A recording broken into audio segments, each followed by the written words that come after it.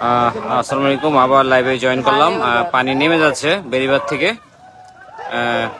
বেড়িবাঁধ থেকে পানি নেমে যাচ্ছে, প্রচুর স্রোত এখানে এখন আছে। ডাকাতি নদীতে পানি নামছে বেড়িবাঁধের ভিতর থেকে।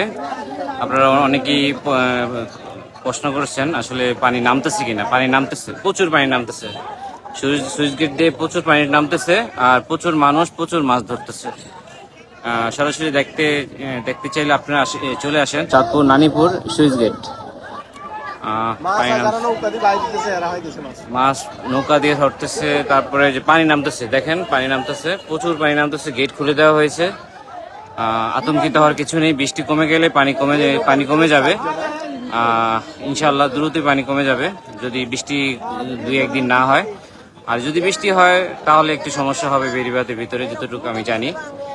পানি নেমে যাচ্ছে, স্রোত দিয়ে পানি নেমে যাচ্ছে।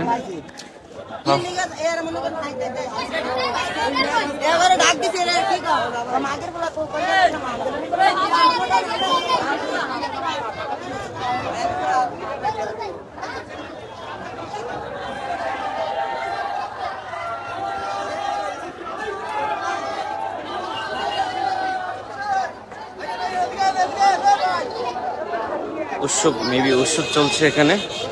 আর যাদের মাছ বিভিন্ন গেট থেকে ছুটে গেছে তাদের কান্না, যেটা বলে আসলে কারো পৌষ মাস কারো সর্বনাশ, এখানে এটাই হচ্ছে। আপনার মাছ এখানে ধরছে, আর বিভিন্ন মাছ এখানে ধরা হচ্ছে। বিভিন্ন গেট থেকে ছুটে আসছে বৃষ্টির পানিতে। দীর্ঘদিন কয়েকদিন একটানা বৃষ্টির কারণে যে মাছগুলো ছুটে আসছে এখানে চলে আসছে। এখান দিয়ে ডাকাতি নদীতে প্রবেশ করার মুখেই জাল দিয়ে মাছ ধরতেছে অসংখ্য মানুষ। আজকের মতো বিদায় নিচ্ছি। সবাই ভালো থাকবেন। আসসালামু আলাইকুম।